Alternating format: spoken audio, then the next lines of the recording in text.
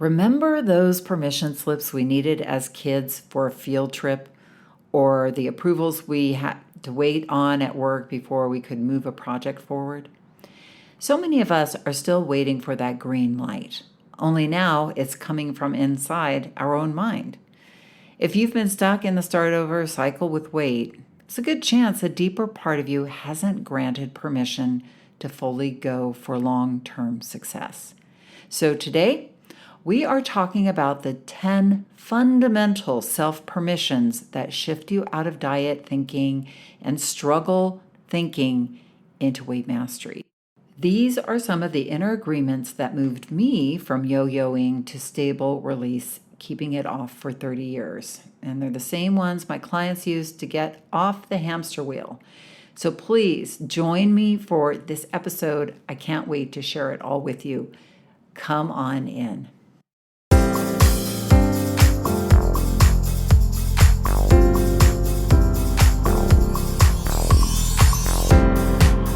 Did you know that our struggle with weight doesn't start with the food on your plate or get fixed in the gym? 80% of our weight struggle is mental. That's right. The key to unlocking long-term weight release and management begins in your mind. Hi there, I'm Rita Black. I'm a clinical hypnotherapist, weight loss expert, best-selling author, and the creator of the Shift Weight Mastery process. And not only have I helped thousands of people over the past 20 years achieve long-term weight mastery, I am also a former weight struggler, carb addict, and binge eater. And after 2 decades of failed diets and fad weight loss programs, I lost 40 pounds with the help of hypnosis. Not only did I release all that weight, I have kept it off for 25 years. Enter the Thin Thinking podcast, where you too will learn how to remove the mental roadblocks that keep you struggling. I'll give you the thin thinking tools, skills, and insights to help you develop the mindset you need, not only to achieve your ideal weight, but to stay there long term and live your best life. Sound good? Let's get started. Hello, everybody. Come on in. There's plenty of room around here for everybody. Come on in. I'm happy you are here. And I do want to thank you. I'm feeling very grateful today and this week. I'm just, you ever have those weeks where you just are feeling grateful and then some weeks you don't? Well, this week I happen to feel very grateful and especially grateful for you and all the people in my life. But I really do appreciate this thin thinking community that we have grown. And if you are brand new, I hope you find a comfy place to sit down, either physically or mentally. And if you're a veteran, have a seat where you usually like to sit. It's not funny how we always like to sit in the same seat in a room. Well, at least I do. I have been having so many fascinating conversations during our live Shift Weight Mastery process. We're almost done with it. We're coming up to the last week now, and it always blows my mind. And one of the reasons I love doing this process 2 times a year is I get so much out of it. I'm selfish, I know. But it's really fascinating because I've been running this process for so long. I literally know where people are psychologically on every single day of the journey. And some of the coaches who have been with me and helping me lead the shift for 6 years now, 7 years, we all are like, okay, yeah, they're on day 10. Yep, okay, we know where they're at. So one of the things that is so interesting, and this is really, I promise you, leading to what our topic is today, is when we start the Shift Weight Mastery process, the whether it's the self-study or the live, people have a hard time really letting go of the old mentality. Even though, like we're doing hypnosis and meditation and all of these things, which is great. And I'm not saying people don't transform right away. Often they do.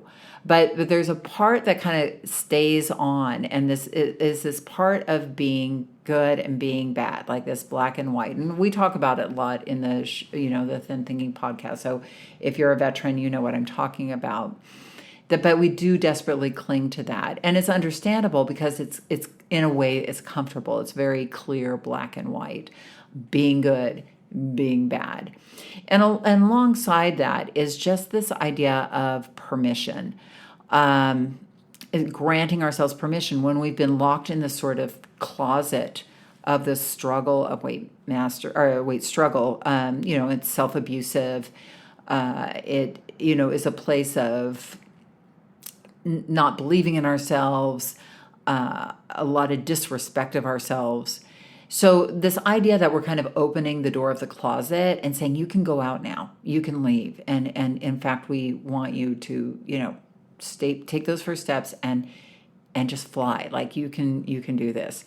I'm going to have one of our members on who just was recently, she's been maintaining her ideal weight now for a number of months. And I can't wait to share her with you because she just went parasailing in Italy. This was a bucket list thing.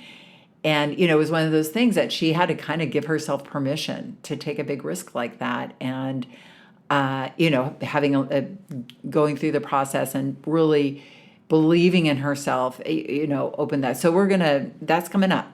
But I only use that as an example of it's really hard in the beginning to give yourself that. There's many, many things that I find people struggle with giving themselves permission on this journey of weight mastery. And I certainly know I struggled with that when I struggled with my weight.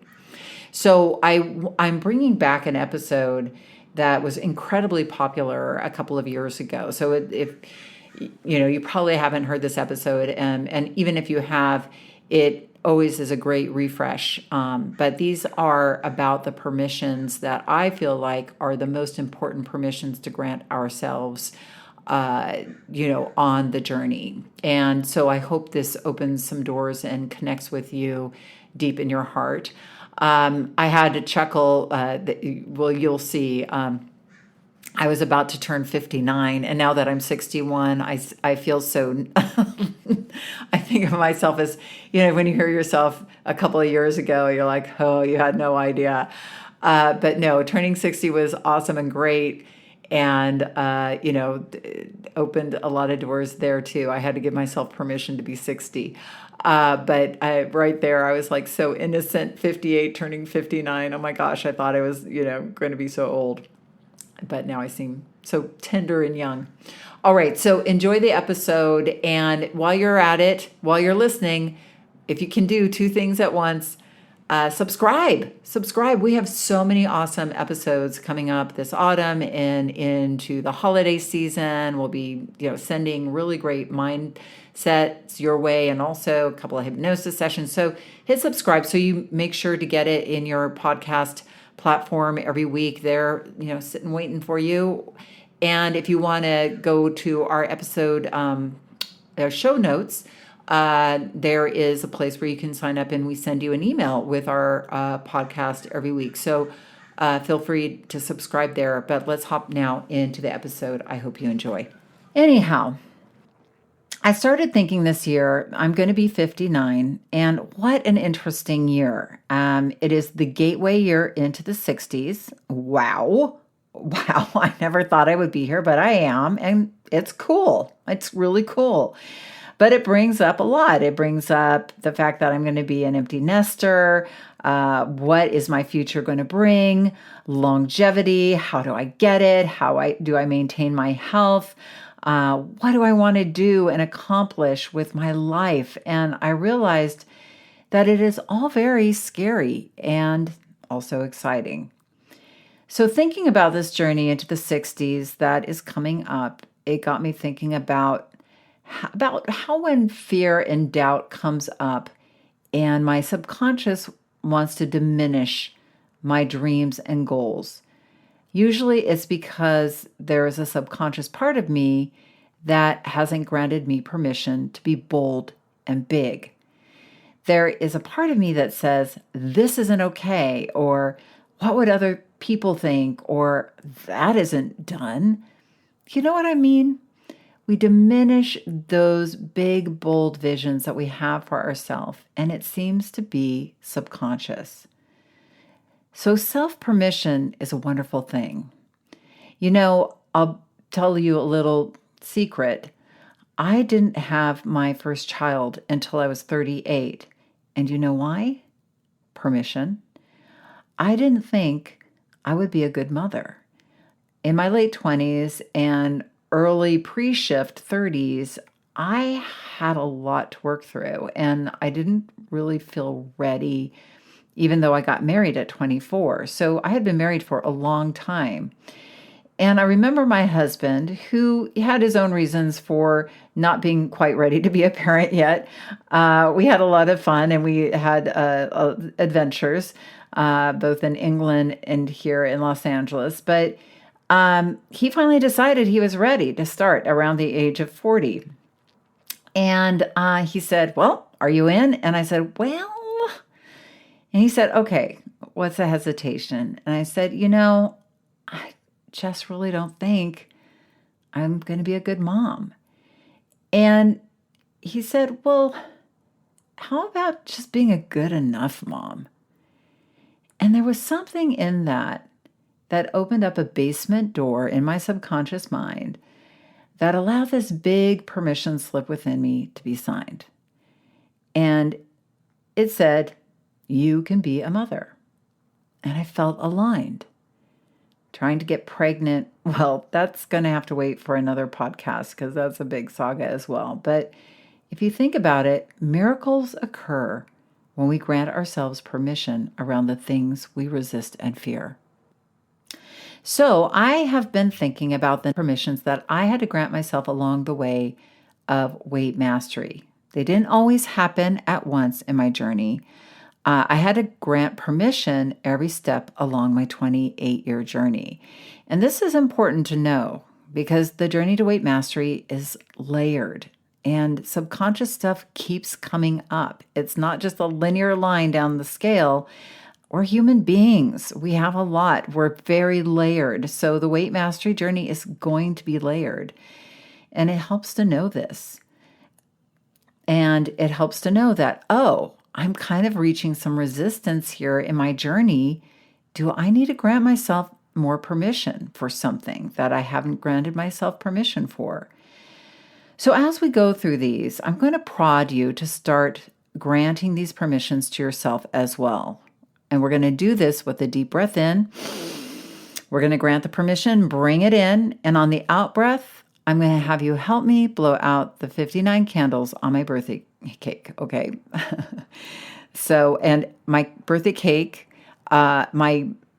growing up, and I've carried on the tradition most years. Last year, I didn't even have a birthday cake, but most years, and I don't even know if I'm going to have one this year, but it has always been cherry chip. Now, they don't really make that cherry chip cake mix anymore, and frankly, I've learned to make a really awesome very low sugar, using almond flour cherry chip cake, which and low glycemic cherry chip cake. But I do use maraschino cherries because obviously I want that fake red, pink color. And I just love maraschino cherries. I do think they are a trigger food, but mixed in with the cake, it can be okay. But just, I need a security guard around me and the frosting. So anyway, let's talk about permission number 1. And this was a big one, and it was the first one for me. And this was actually the permission to be thin, okay?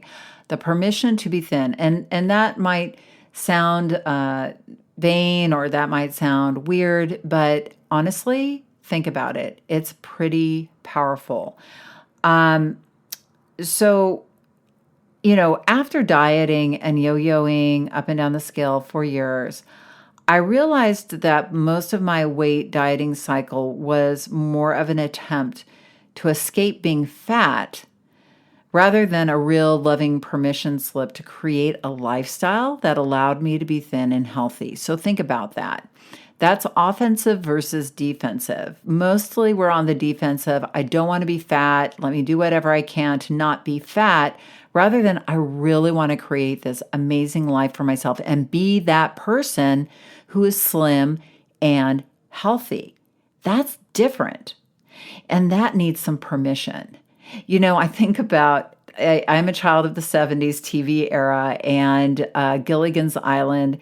And poor Gilligan and the professor and Marianne and Ginger and the skipper and the Howells, Thurston and Lovey, they were every episode trying to escape that island. And it was, they'd almost get there every single episode, but then they'd not get off that damn island, right? And I kind of felt like that with my weight.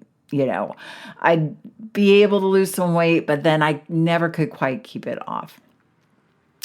So being and focusing on this permission to be healthy, slim, and confident. And I realized that one thing that was really holding me back from giving myself this permission was that I thought of thin and healthy people in a negative way. Do you? Do you sometimes? Sometimes it's easy to think of thin or slim people as vain. Come on, let's face it. Oh, they're so vain. They're so focused on themselves and what they look like. We have an attitude. And if you really want to dive deep into my take on this and how to get through it, I have a whole episode called Skinny People Envy that you can dive deep into this about. But the main point I'm trying to make is that, I'm thinking of being slim and healthy, and it's not always positive. So I also thought of people as like a health nut, like, oh, they're so healthy and they want to know what ingredients are in the salad dressing and they want to be, persnickety and picky. And, I had a bit of an attitude if you think about it. So I had to reframe. I saw thin and healthy, and I was able to make that shift in my mind because when I saw myself as slim and healthy, it meant confident and it meant powerful and it meant standing up for myself and what I need and believe in.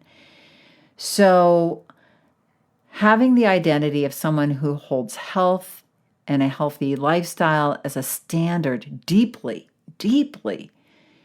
that has nothing to do with vanity. That has nothing to do with having to be a particular size to be loved. It was nothing to be ashamed of. And if there's a voice in your head shaming you for wanting to be healthy or slimmer or more confident, like you don't deserve it, maybe there is, maybe there isn't. Maybe it's a voice outside of you. But are you willing to let it go, along with all of your thoughts and negative preconceptions of a thin, healthy lifestyle? And also to really own the fact that I really did want to be lighter and healthier and more confident, that was truly important to me.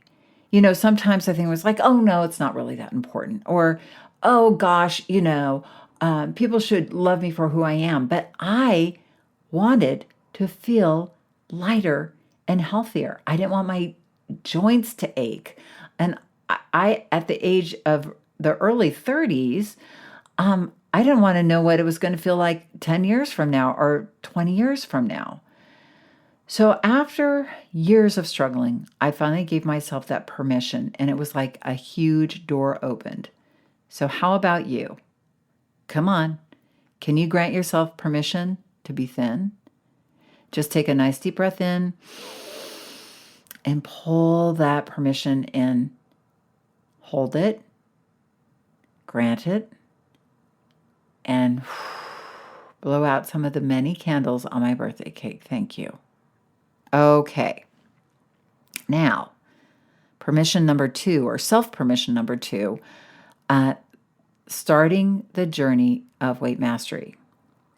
So after 20 years up and down the scale, hundreds of diets, there was a morning where I got on the scale. And some of you guys know this story. This is the pivotal, what I call the turning point in my life. And I got up on the scale, and I was actually down. My weight was down, so it wasn't my weight was up, but I had been on a diet. But there was something heartbreaking about it for me because I knew I wasn't going to be able to keep the weight off for very long because I was so stuck in this start over struggle cycle. and this weight struggle cycle. So in that heartbreaking moment where I cried and literally sat on my scale for a couple of hours and just let it all out, I made a promise never to diet again. I didn't know what I was going to do. I did not have a clue, but I knew one thing, and it was like, I'm never going to diet again.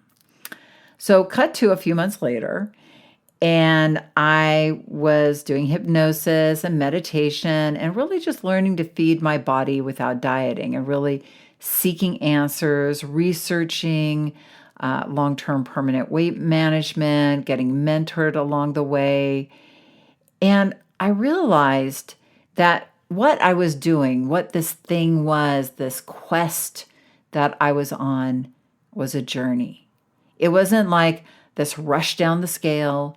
It wasn't a, have to have this now, but it was step by step, a journey I was on with myself. And there were many twists and turns in the journey. And sometimes there were hills I had to climb, and sometimes it was easy, and sometimes there were plateaus, but it was a journey. And 6 months later, I still was on that journey.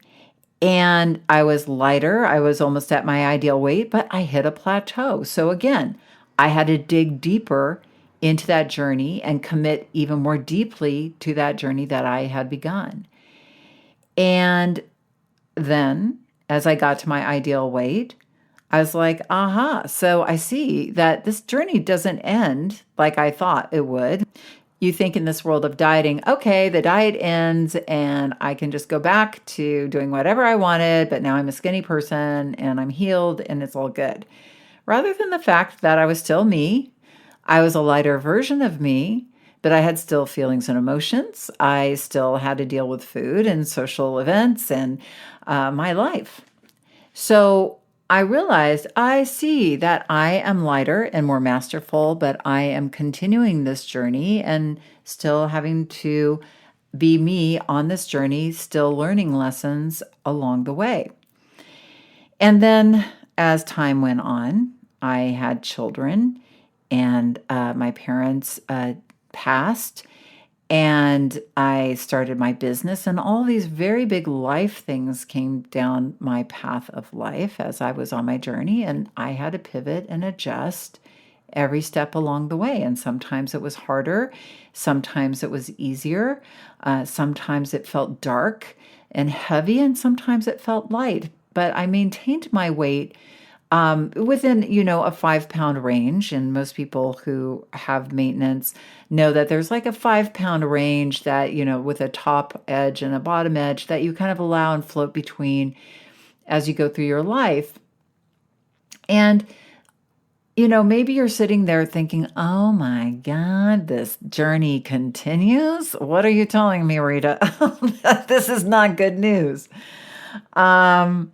But look, that journey continued for me. I hit menopause and I had to pivot and change and learn and grow and develop. And then I hit 52, which was kind of a turning point year for me physically because my body really started to change and I had to adjust and get more focused on different parts of my body and mobility and balance. And then 57 hit, and I don't know what it was about 57, but man, things then really started to shift. And I was like, woohoo, we're, in this now, this whole aging thing, and this is serious business. And I need to focus more on immunity. I need to focus more on mobility and agility.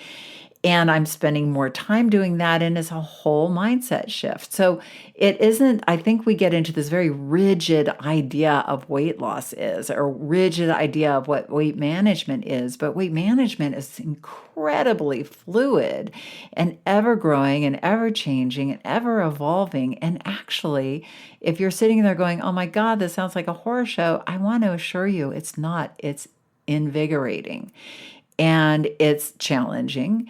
And it stretches you, but it gives you this sense of mastery like you have never had in any other part of your life before.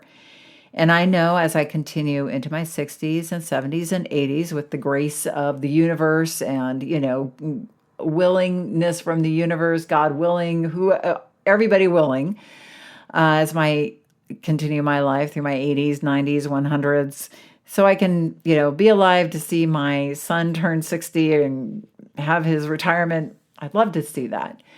And dance at his 60th birthday in my red dress, as some of you know. As I head into these next chapters of my life in an aging body and maintaining my weight, I'm really excited. I went through a few moments this year of like, oh my gosh, it's confronting. But when I granted myself permission to just age gracefully, believing in my ability to manage my weight and to continue this powerful journey I've been on for 28 years, I got really moved. I was like, wow, I'm so blessed, and it's been such a great gift, this journey. So are you ready to give yourself permission? Maybe you're already on your journey. Maybe you want to start a journey. Maybe you've got sidetracked off the journey into the ditch or into the field. And as one of our shift coaches says, over the ditch, through the field, and into the next town when he got off track. But to get back on that journey, and it's not that you ever left the journey, but just to refocus and start continuing your journey forward. So are you ready to give yourself some permission here? So let's do it. So go ahead and take a nice deep breath in and bring that permission to start or be on or continue or really commit to that journey, and hold that in. And as you let it go, blow out a few more candles on my birthday cake, will you? Okay, thank you. Okay, self-permission number 3, permission to love and accept yourself as you are. So this was a hard permission, but one that is very powerful and very hard for people to do, because I really talk about in the Shift Weight Mastery process and, in my membership, last month, we were working on body love and vulnerability and really loving ourselves as we are right now down the scale. And as I talked about before, we are thrown to want to run away from the pain of being overweight, right? There's a lot of pain. There's a lot of self-criticism. There's a lot of, this is not okay, and I'm not okay as I am. And so we spend a lot of time focusing on trying not to be fat or not to be overweight, but we don't tend to accept ourselves in our bodies as we are. And our body is the only thing, this is it. This isn't the practice body. This is the body you have. And you got to give it some love and accept it, regardless of its size or shape or what your opinion of what beauty or what a sex and hot looking body is, because accepting your body as it is now will begin to connect you to yourself, and to accept yourself, warts and all, and maybe, limiting habits and beliefs and all. So not just your body, but yourself, who you are, where you are right now in your journey. It will help you connect to yourself authentically. And it will actually help you make for yourself, you are worth fighting for. You are worth advocating for yourself. You are worth respecting. Cognitive studies have seen, I know people are like, well, if I love myself as I am, then I'm going to be complacent. I'm not going to care. I'm just going to stay as I am. And as I am is not acceptable. So I'm just not going to do it. I'm going to keep beating myself up and telling me this isn't good enough. You've got to do better. And you've got to lose that weight. And with a really critical, negative tone. But when we are compassionate and love ourselves, actually cognitive studies have shown that people are much more compliant, much more willing to follow through on plans that they set for themselves. Isn't that interesting? So if we're just blindly losing weight in order to accept ourselves and love ourselves as that thinner version of ourselves, we still don't love ourselves. And then we don't know how to love ourselves even when we get the weight off, because all we've been doing is just trying to get thin, but not really creating a self-respecting relationship with ourselves or a way of living that allows us to live at our ideal weight. We've been so focused on weight loss, but we've really never learned from the inside out how to be that person that we respect at our ideal weight. So what happens is we lose the weight, but then we get imposter syndrome. We don't know who we are. It feels weird.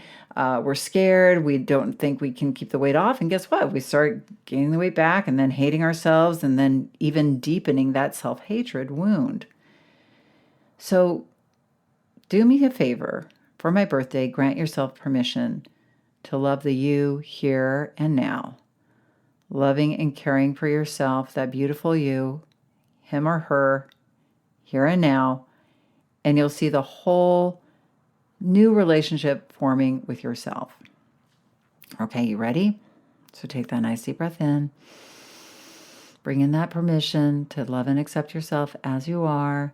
I know it might be hard. Stretch through that feeling. And blow out a few more candles on the cake. All right. Now, we're going to move on to number 4. And this is one that is a little interesting. And some of you, if this is hard for you to hear or it makes you feel triggered, then you may want to move on to the next one. I'm just telling you this up front because this one is number 4 is self-permission to feel safe and seen in our slimmer body, to let go of the buffer. And so if you want to move on, if that triggers you in any way, it may not, so you can stay with me, but I just want to let you know. Because sometimes weight is our buddy subconsciously. For a lot of us, I know it was for me. There's a number of ways that it's our buddy. First of all, it makes us invisible in a way, or at least we feel like we're hiding. Maybe we're not. We're certainly not hiding from ourselves, but I was so terribly shy. I was so shy. And I can be still. I know you might find that really hard to believe, but I do have some social anxiety. And I can feel awkward and weird and insecure. But in the 4th grade, it was paralyzing. And in fact, in the 4th grade, I was almost held back a year, not because I didn't excel in my studies, but because I hardly spoke in class and I hid. And that there were other things that contributed to me wanting to hide, and weight became something that, even though I hated it, there was a payoff. I was scared of attention from boys. I didn't know what to do. Again, super awkward girl, nerdy, weird,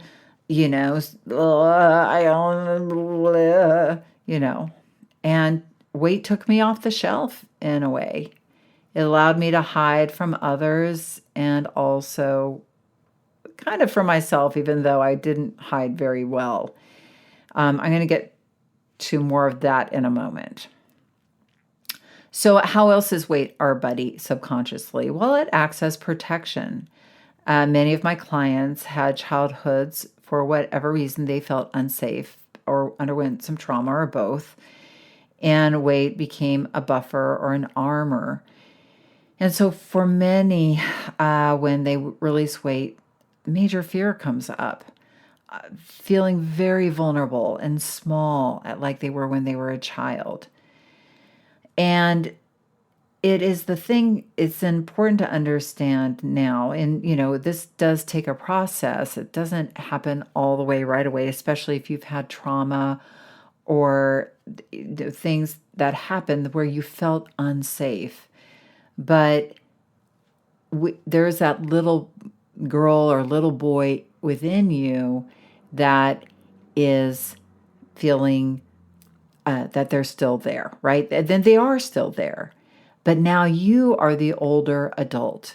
You are the adult who can love them, protect them, and you, as an adult, have boundaries and a voice. And here's the thing for me, I had to grant myself permission that I wasn't that scared little fourth grade girl anymore. I was still scared, but I had a voice and I could I could use it. And I did things that helped me feel more skilled. I took self-defense. I took self-improvement classes. I took an improv class so I could talk more genuinely and off the cuff. And that was so scary, but I challenged myself. I talked to that scared little girl inside of me and I said, hey, I've got you and we can take care of ourselves. So if that might be you, you might begin to ask yourself, how can I make that little child within me feel more safe as I let go of the buffer? And how do I create more powerful boundaries for myself? And there are ways to do that. But you just have to start by asking yourself that question and acknowledging that there is some permission that needs to be granted to begin to do that. And then also weight acts as a procrastination tool. A lot of us say, hey, when I get thin, that's when I'm going to travel the world, or when I'm going to get into a relationship, or I'm going to ask for a better job or go find a better job. And then getting to our healthy, ideal weight becomes so weighted with this, like, I'm going to have to do this thing. I mean, maybe traveling the world is scary. Maybe getting in a relationship is really confronting. Maybe asking for a better job. So I always encourage people to give themselves permission to start living their lives now. Start engaging in those things now and stretching into that now so that you're not giving getting thin so much pressure. It's challenging enough, to continue on your weight mastery journey. Why weight it with all these other expectations? That's just too much. So here's the main permission, is to grant yourself permission to feel safe and seen within that lighter body. Can you give yourself that permission, or at least be open to the idea, okay, come with me and let's take that breath, bringing it in. It might feel a little scary. Just be open to the idea and blow out a few more candles. Okay. Now, my numbers got a little wonky here. So that was 3. That was 4. Sorry. That was 5. I renumbered these, so I'm reading them off, obviously. Okay. So here's a quick one. Permission to set realistic goals. I find that people wildly create huge, unattainable goals and then beat themselves up because they don't attain them. A lot of people, when they set their goals in the beginning of the shift, set really too big of weight release goals. And I get it. Like, again, we're really thrown in this diet culture. And I've seen it over the years of my practice. People are like, exercise goals or, I'm going to work out an hour and a half a day when they haven't worked out in years. Or with food goals, like, I'm not ever going to eat sugar ever again. Or, I'm going to eat, so much, I'm only going to eat fruits and vegetables and lean proteins. And, we set these goals that are really hard to start off with. So one thing that I had to make my goals really doable because I fell into the same trap. I wanted to lose weight fast. I wanted to think that I could work out, a ton, and I wanted to be, super amazing and clean in my eating, but that wasn't realistic. And I had to be real about me and where I was and to set goals that were loving. And the more I made my goals doable, I was able to attain them. And then it made me feel confident. And that confidence built, and I set more goals and I attained those, and it built more confidence. And I set more guilt. So, can you see how that builds upon itself? So, can we just all grant ourselves permission really quick just to set doable goals? All right. So, take a nice deep breath in, doable goals, and let that out. Okay. That was an easy one. Okay, number 6, permission to make mistakes, because I see this all the time too. I'm a Virgo people. I'm a perfectionist, but I have learned to let it go. And I am not that much of a perfectionist in some areas of my life, the ones that I probably need a little more perfection. But, I have standards. And a lot of us who struggle with weight have perfection addiction. And we do something right and we get a dopamine hit. And losing weight is like the prize. We play a game, it's like a game we play on our phone and we get this rush like I'm on the diet perfectly and I'm losing weight. And it's like playing a video game. And then we make a mistake and we lose and we have to go back and start over. You ever watch a teenager gaming and just getting up to the top level and then they lose and they kicked out? It's not a pretty sight, right? It's the same as getting on the scale and having it be up. It's just like, oh no. And after having been doing so well, and then we get off track and the alarms go off in our head, and our head is like, failure, failure, failure, hit eject. And we hit eject, and then we just start all over again when we can be perfect, right?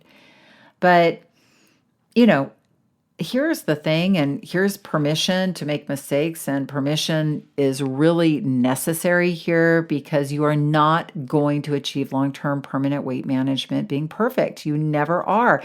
Have in the areas of your life where you have excelled, you have made mistakes and learned from your mistakes. And how can you expect to have weight mastery if you don't allow yourself to make mistakes and learn from them? There is absolutely no way you can do that. None.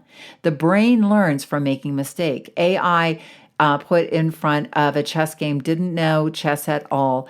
It made mistake after mistake, but very quickly it had mastered the game. But you have to master the game by making mistakes. That's how AI learns. That's how our brain learns. That's how you attain weight mastery, is allowing yourself to make the mistakes and not beating yourself up over the mistakes, but saying, aha, I made a mistake.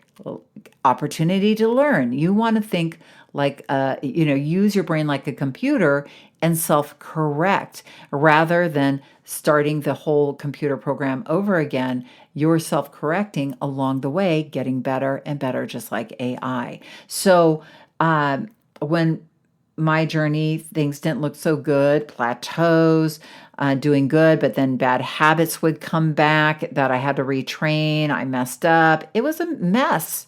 There was really a lot of messes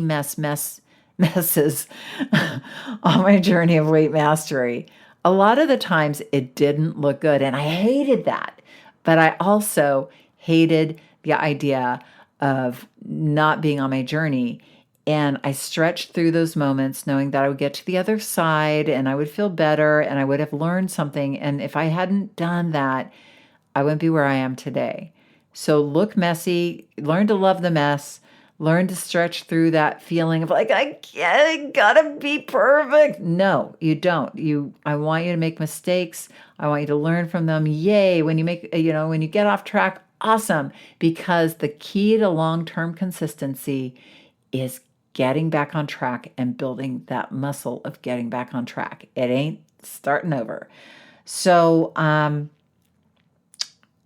that is what happened. When I started allowing myself to learn from my mistakes, that's when I got traction. That's when I got the success. That's when my weight mastery really began. So let's do it. It may feel weird at first, perfectionist, but stretch through it. Take that deep breath in. Permission to make mistakes and let it go. Okay. Now, see, this is where I'm not perfect. So now it's number 7. Permission to prioritize self-care. So how many of you really make yourself a priority? All right, it's crickets out there. I don't hear very many of you at all. If you said no, I really feel for you. And if you said yes, come on, I doubt that you really, really make yourself a priority. And if you do, good for you. But we really find it hard. Our kids, our partners, our pets, our community group work, coworkers, we put their needs way before our own. And let me ask you, subconscious expectation drove that answer, the answer to say yes, that you put your kids or your partner or your coworkers ahead of you. And better yet, who created the expectation? Because I bet it wasn't you. It was your mama or your society or your culture. It was like, oh no, a good person doesn't let their children sit at home while you go and exercise. A good person takes care of their children and is always there for them, right? We learned that putting ourselves first is selfish, and then we're made to feel guilty when we have the guts to do it. Brene Brown, those of you who know her, she's the woman who coined the term shame resistant. We want to become guilt resistant. Guilt is one of the most fattening emotions. So come on, team, let's get guilt resistant. Taking care of your physical and mental well-being is crucial for sustainable weight loss, and it requires you being an advocate for yourself inside your head. Listen to that part of you that says you shouldn't exercise because that time should go to your kid. Listen to the part of you that makes you want to make the unhealthier dinner because it will please your husband that he doesn't want to eat healthy food. But does it really please you? Or listen to the part of your head that wants you to stay at work at lunchtime instead of taking a mental break at lunch. Because when you don't take that mental break, it causes you to overeat later.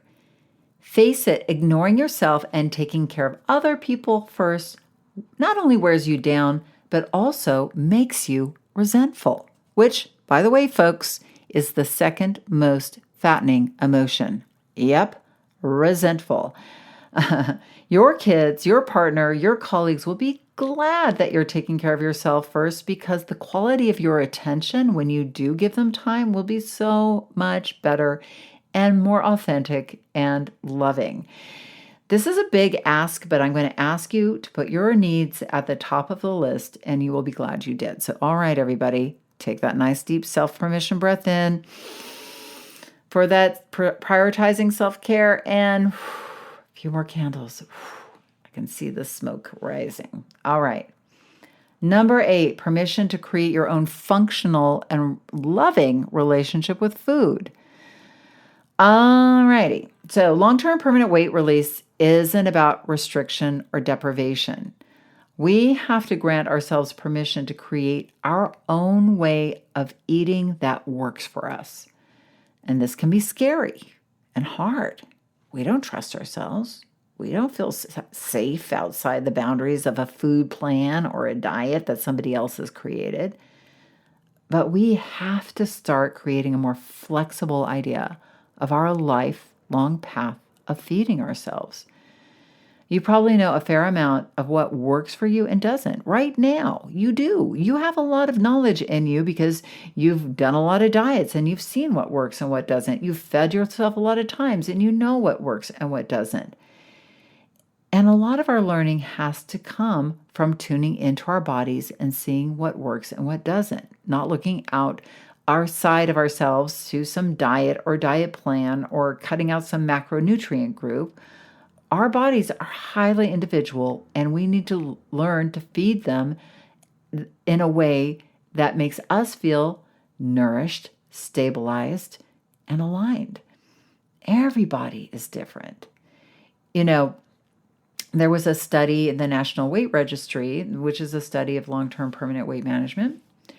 And the study showed that most people, or a lot of the people who achieved long-term permanent weight mastery, had done a number of diets in their lifetime, and that their ultimate long-term plan was cobbled together ideas of maybe some different plans that had worked for them, or they had been on one plan like Weight Watchers or Atkins or whatever, but then they had flexibly adjusted that plan and taken ownership of that for themselves. Does that make sense?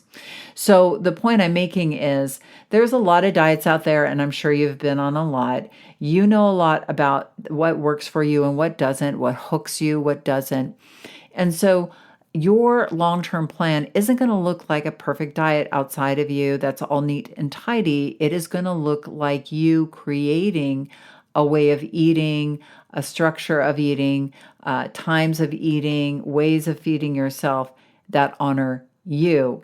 And that takes some love, that takes some tuning in, and that takes some self-permission to grant yourself permission to say, I know enough now to start, figuring this out for myself. You don't need to read another book. You don't need to go on another plan. You probably have all the answers pretty much inside of you if you grant yourself permission to start to be an expert on you and feeding yourself.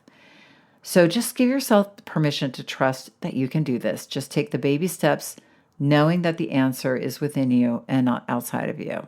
Let's just start here. So take a nice deep breath in. And very good.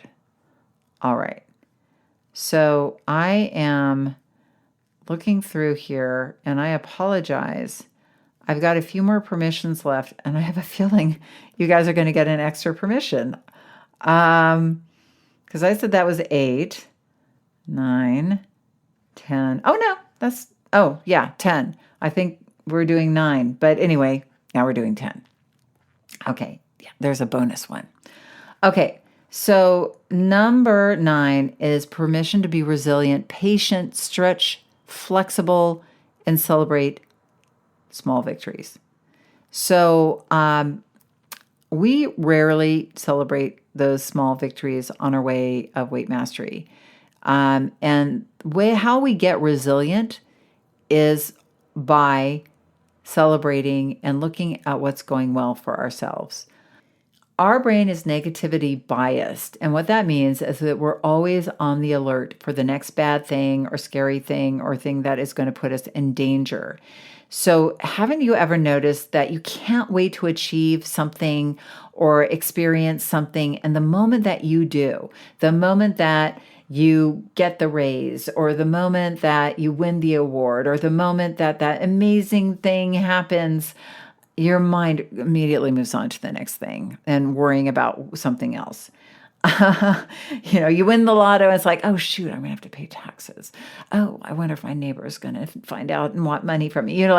There's never that moment of really sitting and being present with how amazing that thing is. We don't stop and really celebrate or gives ourselves credit. And now, how does this take away from our weight mastery? Well, you probably do a lot of things well, but you don't look at that. You're only looking at the negative stuff. In my membership meetings, we celebrate not just weight release, but all the little breakthroughs that go along the way on the weight journey. For instance, like I ordered French fries and I just ate 10 and I didn't even want any more. Or I told my husband to start buying more vegetables and he did.